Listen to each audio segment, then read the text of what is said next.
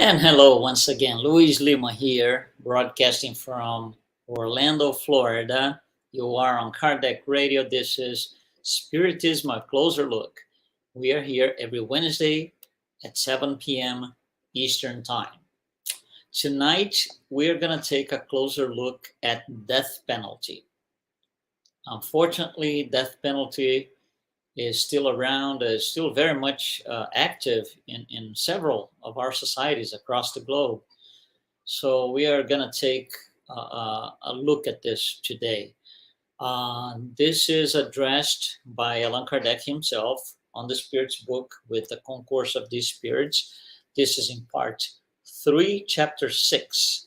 So there's a set of questions 760 through 765, that will take care of the subject. We are not going to go through the questions themselves, but I'm using that as a reference. I really encourage you to read those questions to, enlarge your knowledge about the subject here. Okay, I think the first thing we need to do is define a little bit better death penalty. Death penalty is a popular name for something that has a more formal name called capital punishment. That would be, the correct way of saying it, at least in social terms. But it just became death penalty. There's another name for this thing, which is judicial homicide. What a horrible name. So death penalty, capital punishment, judicial homicide, they're all the same thing. We can use those things interchangeably, but once again, death penalty became just a popular term to address the subject. And death penalty has been around forever and ever. What changes throughout time is the method of execution. How we're going to carry out that death penalty. How we're going to make it happen. So let's just, before we get into Spiritism, let's just, in a couple of minutes, just go through history really, really quick.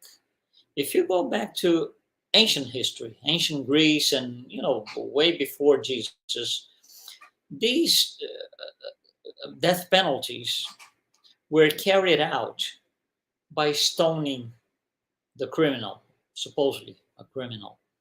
So stoning and hanging, that was the method in those days.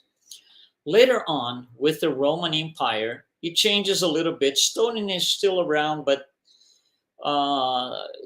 because of the Jews. But throughout the Roman Empire, the pagans didn't really like stoning, so they use a different method called crucifixion. And we've heard about that. Jesus was a victim of that. In parallel with the Roman Empire, the beginning of the Roman Empire, if we look at China, they went through the same thing. They went through a horrible, horrible times, centuries of, problems and society being formed and all of that. They had death penalties, but the method that they used, the execution method, was two of them actually: strangulation and decapitation. So you see, there are different ways throughout time of addressing the problem. I'm not going to say the problem, but those in charge think it's a problem. You go further down in history through the Middle Ages in the Inquisition. Okay, what was the method? Burning people. Fire was the method. And later on, in more recent times, I would say last couple of centuries or so, we see different methods. For example, some of them, firing squad, one of them. Weapons of mass destruction. Lethal injection, which is the current method used here in the US where I am. Electrocution. Gas inhalation, and different methods. But you see, throughout times, the method changed, but not the concept behind it, which is killing somebody for something that they did and I think it's wrong. So in the present time, right here in the US, that's where I am. I am in Orlando, Florida. 27 out of the 50 United States are pro-death penalty. So death penalty is legal in more than half of the states. There's also another level, which is not the state level. There are two more levels, federal and military levels. And death penalty is also supported on those two levels. So that's the current situation. We're not judging. We're not going into the law itself, if it's right or wrong. That's not the purpose. This is Spiritism. We're just bringing the current status. So let's start to move on a little bit.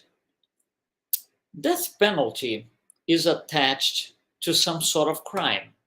Nobody's sent to, put to death because they didn't do anything. No, it is attached to some sort of crime. What is a crime? It's a transgression of the law. However, crimes and the law that comes to that, right? They are defined by human laws. They are defined, written by humans.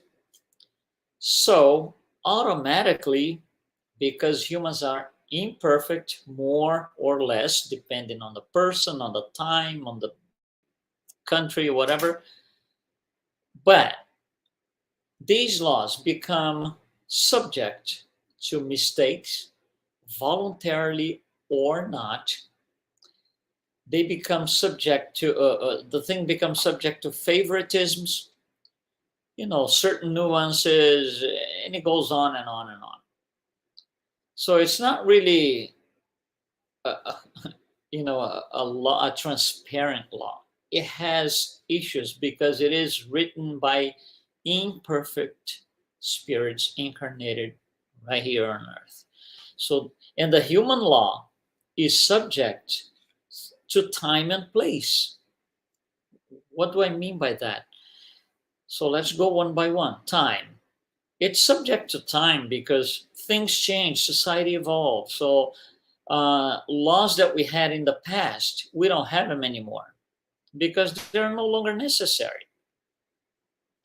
And place, for example, if you do a certain transgression here in the US, for example, you take a certain type of punishment. If you do this in another country, it's going to be a different type of punishment, maybe not even punishment. So place matters, time matters. So because the law is written by humans, and humans are scattered across the globe in different societies. And because it's subject to time and place, because it has to change as society evolves, we get into things such as wrongful executions, for example. So we put somebody to death, send somebody, death penalty, person, dies. And then later on, we figured, oh, that wasn't the real criminal. Wrongful execution, but how can you take it back? You can't take it back. It's a one-time deal. It's a one-way street. Here's another one, exoneration by DNA. That's still allows, within proper timing, it still allows to, oh, this guy's on a death row, but he's not the one, the criminal. DNA proves that, so get him out of the death row if it's done in time. And why do we have to do with wrongful execution, exoneration by DNA? Because the laws change, they're written by people, imperfect people. Just as an example here, a very recent example, right here where I am in Florida, there was a recent change. When I mean recent, what I mean by recent is in the last 2 weeks. So it's fresh. There were some changes here in the law in regards to the death penalty, 2 significant changes. One of them is now the law expands to include child rape, which it didn't before, not here in the States, in this state. Second, The law now eliminates the requirement for unanimity for death penalty. So if you had, for example, 12 jurors in certain states, the death penalty can only be carried out if all 12 jurors are in favor of it. If one of them is not, it will not happen. And here in Florida, with the recent change, like I said a couple of weeks ago, if 8 out of the 12 jurors are in favor of death penalty, that is enough to make it happen. So it's 2/3, if you will. So the threshold was changed 2 weeks ago, which is, by the way, the lowest in the country right now. So you see, the law changes because society evolves. And society evolves because the spirits that are incarnated, making part of that society, evolve. So now we can jump into a spiritist view of this. First, spiritist, the power of spiritism. As Allan Kardec tells us, the power of spiritism is in its philosophy, in the appeal that it makes to reason and common sense. And that's what we are going to base on: common sense, reason. Let's think straight. Let's get the facts, the learning, the knowledge that we acquired from Jesus, from the spirits, and let's, bring the subject under the light that they brought to us. So a few things that I'm going to say. Number one, death penalty closes the doors to closes the door of repentance to the criminal rather than opening it so he has another chance. He could be granted another chance, but if you send him to death row, that's it. He will not have that chance.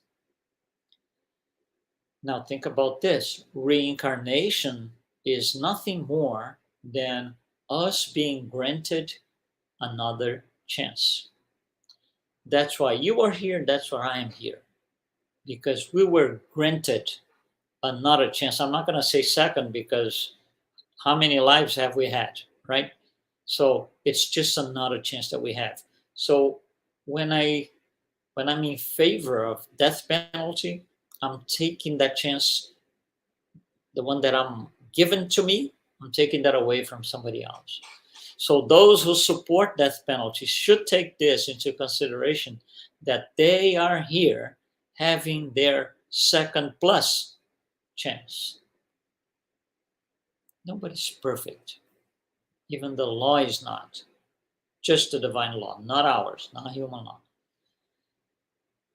Think about this. This is our best life. So for those who support death penalty, this is your best life. And you're still killing people.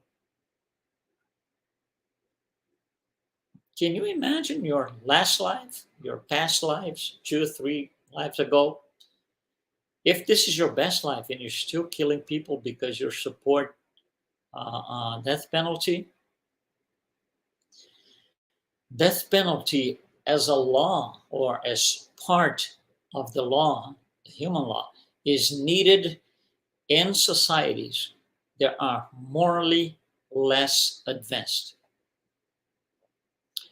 When the society advances to a certain point where we comprehend that it's no longer needed to have death penalty, then it will be removed from that society's law. Again, human laws change. Divine laws are eternal. They don't change. So if we were, or if we are, for those who are in support of death penalties, you're helping to take lives. So at one point, you're going to have to offset and help save lives. So down somewhere in the future, not necessarily in this lifetime, maybe next or next couple of lives, you're gonna have to offset. So you're gonna be saving lives. You're gonna be maybe a doctor or a nurse, and something medical, take care of young children that don't have any parents, orphans, anything like this. Daycare. You're gonna be saving lives, because if you are now in favor, or if you are pro death penalty, you're taking lives. And the worst of all is death penalty in the name of God, like it used to be in the past. There's still in some places of the world that happens. Death penalty in the name of God. That is the same as dethroning God. Just dethrone God. Horrible. Death penalty breaches human rights, which is the right to live, the right to have a chance, an incarnation with all its problems, of course. But spirits come here to work on their problems, and that chance should never be taken away. So right. So what happened to forgive your enemies, right? Yeah, it's not easy. It's not easy, but we as spiritists have to have this in mind. When For those who support death penalty, when that happens, when that takes place, the criminal dies, discarnates. And do you think that spirit on the other side of life is going to be happy? No. He's going to be mad, angry. He wants revenge, most likely. He's going to come back to you as an obsessor. So you're going to have to deal with that. That's the price, that's the cost of death penalty. We generate more obsessors. We create more obsessors every time we do one of these things. And I'll go even further. Those who support death penalty should refrain from establishing themselves as Christians. How can you say you are a Christian and you support death penalty? Death penalty is a barbaric behavior. It's not in line with anything Christian, not in line with anything taught by Jesus. Christians have nothing to do, real Christians have nothing to do with barbaric acts. So if you support death penalty, we're not judging anyone. Just understand that you have to refrain from establishing yourself as a Christian. Death penalty is one of these scandals in our society. And Jesus used to say, right, the scandal is necessary. Those who bring the scandals, they'll have to deal with that. That's another, a whole different story. But it's one of the scandals in our society. Just send people, just kill people because they do not align with the laws that we created, not God. So things such as there are other forms of death penalty which don't go through justice, as we are trying to establish, don't go through a judiciary system. For example, mass murders. Somebody who's got a rifle or a gun, one of these assault weapons, and they kill 30 young children in the school. It's a mass murder. What that person is doing is, declaring death penalty to all those children. It doesn't matter the motive, but that's what they are establishing. They're establishing a sentence of death penalty to all of those he's going to kill. So shooters, mass murders, that's what they do. They do death penalty. However, it's even worse because they don't have a motive. The thing didn't go through a judicial system where it's going to be analyzed and, there's evidence here and there. We think this, we think that. We call this witness, we call that witness. No, there is no such a thing.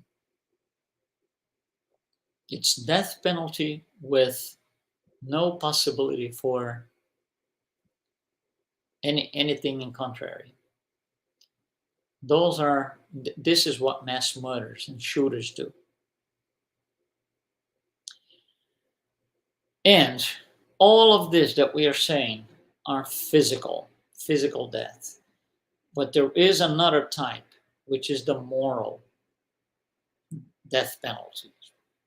What do I call the moral death penalty? For example, biggest example, greatest example that I can give you, cancel culture.